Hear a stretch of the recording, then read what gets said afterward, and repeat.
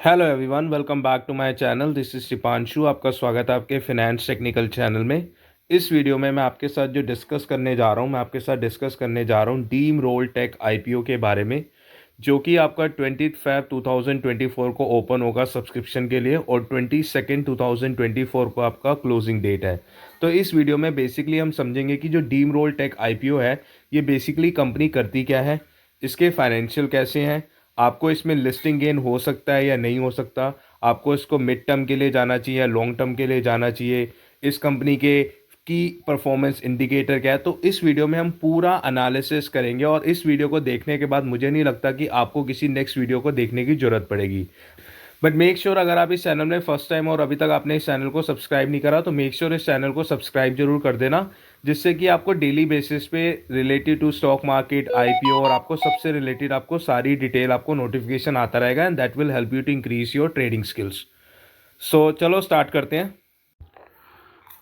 तो सबसे पहले हम बात करते हैं डीम रोलटेक आईपीओ के कंपनी के बारे में। सबसे पहले अगर मैं इस कंपनी की बात करूं तो the most important thing is कि जो ये कंपनी है बेसिकली इसकी 29.26 करोड़ की डिमांड है और इसका जो एंटायरली ये फ्रेश इक्विटी मतलब इशू कर रही है, जिसमें 22.68 लाख शेयर ये डाइल्यूट करने जा रही है। और साथ ही साथ अगर मैं बात करूं कि जो इसकी सब्सक्रिप्शन की डेट है ये 20 फेब 2024 को ओपन होगा और इसकी जो क्लोजिंग डेट है वो 22 फेब 2024 है और जो अलॉटमेंट है वो बेसिकली 23 2024 में इसकी अलॉटमेंट फाइनलाइज हो जाएगी। और ये जो बेसिकली आईपीओ है ये 27 2024 को ये लिस्ट भी हो जाएगा। और साथ ही साथ अगर मैं इसकी बात करूं आईपीओ की, ये 129 पर शेयर रहेगा इस आईपीओ के, जो बेसिकली पर शेयर है। और अगर आप एक रिटेल कैटेगरी में फॉल करते हो तो रिटेल कैटेगरी में आपको 1,29,000 की आपको कैपिटल की रिक्वायरमेंट रहेगी, जिसमें आपको almost I would say 1,000 shares आपको मिलेंगे। और अगर आप HNI कैटेगरी में हो तो आपको 2,000 शेयर के लिए आपको मिनिमम अप्लाई करना पड़ेगा, जिसमें आपको 2,58,000 कैपिटल की रिक्वायरमेंट रहेगी। और इसके जो बुक रनिंग लीड मैनेजर हैं जो डीम रोल टेक के, वो बेसिकली फेडेक्स सिक्योरिटी है और साथ ही साथ जो big share service private limited है इसका रजिस्ट्रार है और इसके जो मार्केट मेकर्स हैं वो एसएस कॉर्पोरेट सिक्योरिटी है। तो सबसे पहले हम as we have already discuss की लिस्टिंग वगैरह के लिए, बट एक बार दोबारा से हम इसको देख लेते हैं, जिसके बाद मैं आपको बताऊंगा कि इस कंपनी का बिजनेस मॉडल क्या है। जैसे कि मैंने आपको पहले ही बताया है कि ये जो कंपनी का जो ओपन हो रहा है ये 20 फेब को है, 22 को इसका क्लोजिंग डेट है, 23 को इसकी अलॉटमेंट का फाइनलाइज हो जाएगा और 26 को इसका रिफंड हो जाएगा अगर आपको अलॉटमेंट नहीं मिलती है तो। और इसके जो शेयर्स है वो क्रेडिट हो जाएंगे 26 फेब को और 27 को ये लिस्टिंग भी हो जाएगी। अब मैं सबसे पहले एज आई सैड बिफोर कि अगर आप रिटेल कैटेगरी में हो तो आप एक लॉट के साथ अप्लाई कर सकते हो, जिसमें आपको 1,000 शेयर मिलेंगे, जिसकी आपके कैपिटल की रिक्वायरमेंट रहेगी वो 1,29,000। और अगर आप मैक्सिमम भी आप एक लोट के लिए अप्लाई कर सकते हो और HNI कैटेगरी में आप मिनिमम 2 लोट के लिए आपको जाना पड़ेगा, जो कि मैक्सिमम भी ये रहेगा, जिसमें 2,58,000 कैपिटल की आपको रिक्वायरमेंट रहेगी। अब इस कंपनी के प्रमोटर्स के बारे में समझ लेते हैं। जो कंपनी के प्रमोटर्स हैं वो है Jyoti Prasad Bhattacharya and the second promoter is Dev Jyoti Prasad Bhattacharya. इनका जो शेयर होल्डिंग पैटर्न है वो 92.18% है एज ऑफ नाउ। और आफ्टर पोस्ट आईपीओ जो इसका जो बेसिकली प्रमोटर होल्डिंग रहेगी वो 67.12% रहेगी। अब इस कंपनी के बिजनेस मॉडल की बात कर लेते हैं। जो कंपनी का बिजनेस मॉडल है ये 2003 में मई इनकॉर्पोरेट हुई थी कंपनी में। दैट मीन्स की कंपनी बहुत पुरानी है और जो ये मैन्युफैक्चर करती है स्टील अलॉय रोल्स मैन्युफैक्चर करती है, जो कि एक्सपोर्ट करती है 10 कंट्रीज़ में। तो इसका जो क्लाइंट बेस है वो 10 कंट्रीज़ में है और साथ ही साथ जो कंट्री इंक्लूड्स करती है वो USA, Germany, Europe, the Middle East, Oman, Saudi Arabia, South Africa, Nepal, Bangladesh.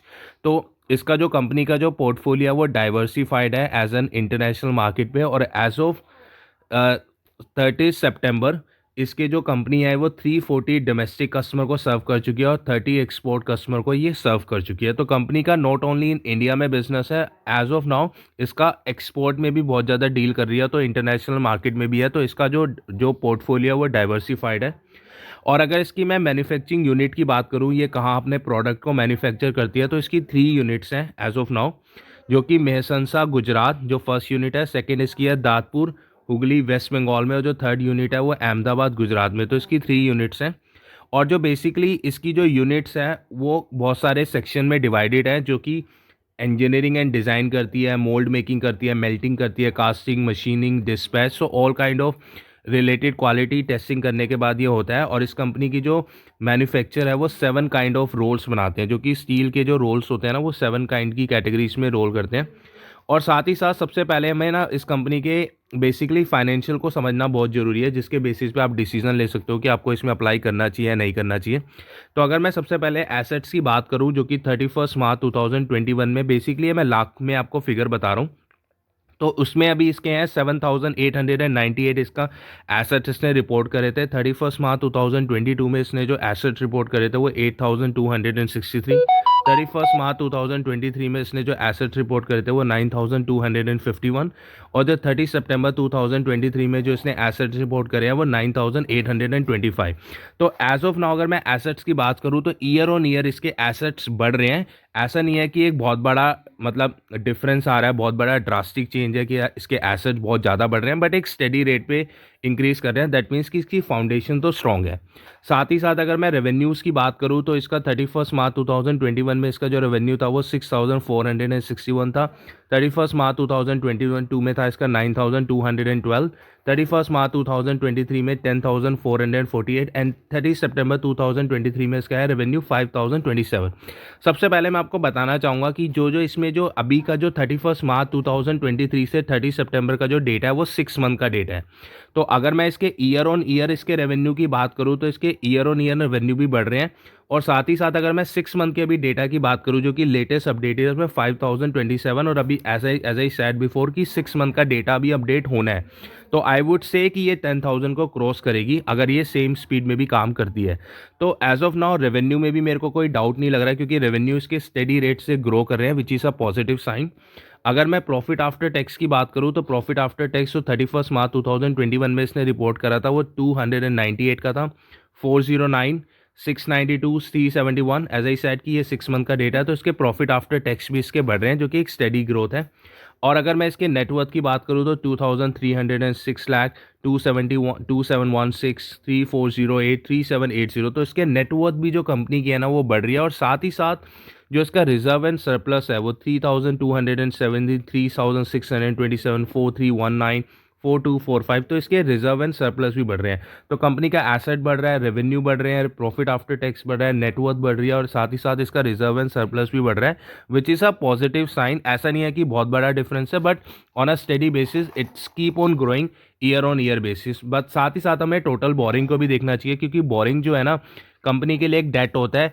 ये बहुत इंपॉर्टेंट है कि इसकी बोरिंग बढ़ रही है नहीं बढ़ रही है और किस रेट पे बढ़ रही है। तो अगर मैं 31 मार्च 2021 की बात करूँ तो इसकी 1,800 लाख की इसकी बोरिंग थी, फिर 1,636, 2,080 एंड 2,062, तो इसकी बोरिंग बढ़ रही है। बट ऐसा नहीं है कि इसकी बोरिंग बहुत ज़्यादा स्पीड में बढ़ रही है। तो जैसे जैसे कंपनी ग्रो कर रही है वैसे इसकी बोरिंग भी बढ़ रही है। तो एसेट्स बढ़ रहे हैं, रेवेन्यू बढ़ रहा है, और बोरिंग भी एक स्टेडी रेट पे बढ़ रही है। तो मेरे हिसाब से अगर कंपनी जब ग्रो करेगी तो ऑब्वियसली उसको बोरो तो करना ही पड़ेगा, क्योंकि बिजनेस को एक्सपेंड करने के लिए पैसे की जरूरत है, तो which is a positive sign.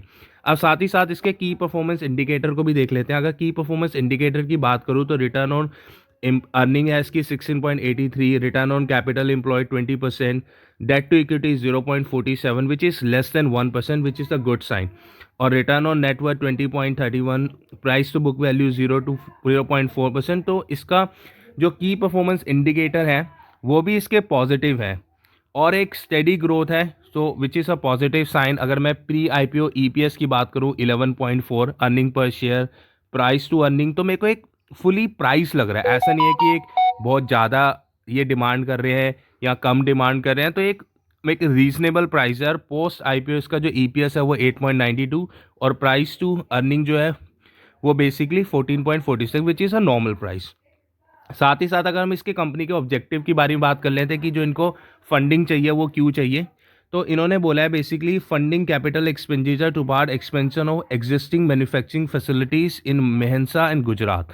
जो बेसिकली ये अपनी एग्जिस्टिंग फैसिलिटीज़ है ना, जो इनकी मैन्युफैक्चरिंग यूनिट है उसको ये बिजनेस को एक्सपेंड कर रहे हैं, which is a positive sign. Funding it's working capital, मतलब अपने फंड को कैपिटल की रिक्वायरमेंट है जनरल कॉर्पोरेट पर्पस के लिए। तो इनका मेरे को जो ऑब्जेक्टिव है वो भी बहुत सही लग रहा है। अब सबसे पहले हम ये देख लेते हैं कि कंपनी का जो जो प्रोडक्ट बनाती है वो कैसे प्रोडक्ट बनाती है। तो high quality of steel and alloy बनाती है, which will generate high demand considering push for infra development. क्योंकि बेसिकली क्या होता है, ये जो प्रोडक्ट है ना, जो कि रोल्स हैं, स्टील रोल, अलॉय रोड, ये बेसिकली ना जैसे कि जो भी बड़े बड़े प्रोजेक्ट्स होते हैं इंफ्रा के डेवलपमेंट के, as you know our government is also budget जैसे आया वो अपने मैन्युफैक्चरिंग में बेसिकली जैसे रोड है, ट्रांसपोर्ट है, तो सारी चीज़ों में केपेक्स बढ़ा रही है। तो साथ ही साथ ऐसी कंपनी जो बेसिकली इसी सेक्टर में काम कर रही है, तो गवर्नमेंट का भी पुश रहता है। और साथ ही साथ इसकी जैसे अर्निंग है और ये एक रीजनेबल प्राइस है, तो which is a good number to go ahead and to invest. But साथ ही साथ अगर मैं इसकी बात करूं एज ऑफ नाउ, इसका जो सब्सक्राइब हुआ है वो 0.67 टाइम्स अप्लाई हुआ है, जो कि मैं अभी तक का आपको डेटा बता रहा हूँ, 12:30 बजे तक का डेटा, क्योंकि मैं 20 वेब को ये वीडियो बना रहा हूँ, तो अभी तक ये 0.67% सब्सक्राइब हो गया। रिटेल कैटेगरी में इसने 1.13% अप्लाई हो चुका है, और जो NII कैटेगरी में 0.20 टाइम्स। देखो अभी ये फर्स्ट डे है, तो फर्स्ट डे के डेटा पे, क्योंकि क्या होता है कभी भी जो NII होते हैं, रिटेल कैटेगरी होते हैं, वो सेकेंड या थर्ड डे पे ही डिसीजन लेते हैं। तो एज ऑफ नाउ फर्स्ट में इसमें कोई ज़्यादा डिमांड नहीं है, बट ऐसा भी नहीं है कि इसमें डिमांड नहीं है। तो अभी के लिए तो as of now demand normal है। अब साथ ही साथ सबसे पहले हम इसका ये भी देख लेते हैं कि इसकी जो स्ट्रेंथ क्या है, इस कंपनी की, इसकी वीकनेस क्या है। मैं इस कंपनी की स्ट्रेंथ की बात करूं तो कंपनी की जो स्ट्रेंथ है बेसिकली जो मैन्युफैक्चर करती है या a wide range of rolls में बनाती है, जो कि use in iron and steel rolling mills. इसका जो कस्टमर बेस है वो लॉन्ग स्टैंडिंग रिलेशन है, क्योंकि आपको पता है ये नॉट ओनली इन डोमेस्टिक में कर रही है, ये US, Germany, Africa, south Africa, ओमन, सो बहुत सारी कंट्रीज में कर रही है। तो इसका जो पोर्टफोलियो है वो डाइवर्सिफाइड है, और साथ ही साथ इसकी जो मैन्युफैक्चरिंग फैसिलिटीज़ हैं वो डिज़ाइन है to serve multiple product range, well establish है। और ये कंपनी इंश्योर करती है quality assurance and quality certificate का, और इसके फाइनेंशियल स्ट्रॉन्ग है, एक्सपीरियंस प्रमोटर है। तो स्ट्रेंथ तो इसकी कंपनी की ये रहेंगी, बट साथ ही साथ हमें कंपनी के ना रिस्क भी समझने चाहिए कि कंपनी को रिस्क किस चीज़ का है। तो सबसे पहले अगर मैं रिस्क की बात करूं, तो रिस्क जो कंपनी का है ना, इसके वेरियस लॉ एंड रेगुलेशन को इसको फॉलो करना पड़ता है, क्योंकि जिस सेक्टर में ये कंपनी बिजनेस कर रही है इसमें बहुत सारे लॉस एंड रेगुलेशन है जो कंपनी को फॉलो करने पड़ते हैं। साथ ही साथ क्या होता है कि कंपनी का जो बिजनेस है वो जैसे इंटरनेशनल मार्केट में है, तो अगर कोई भी पेमेंट डिफॉल्ट वगैरह होता है तो उस बेसिस पे कंपनी के बिजनेस ऑपरेशन में बहुत बड़ा इम्पैक्ट आता है। साथ ही साथ अगर हम ये देखें कि इसकी जो फॉरेन करेंसी में डील करना पड़ता है, क्योंकि इसका एक्सचेंज रेट इसको पे करना पड़ता है, क्योंकि इसको फॉरेन से भी पेमेंट आती है। और साथ ही साथ इसका जो कैश फ्लो है वो थोड़ा सा नेगेटिव रहा है, and operate in highly competitive industry, क्योंकि जो जिस सेक्टर में बिजनेस कर रही है इसमें बहुत सारे इसके पीयर्स कंपनी है जो इस सेम इंडस्ट्री में काम कर रही है, तो ये थोड़ी इंडस्ट्री जो है वो कम्पैटिटिव है।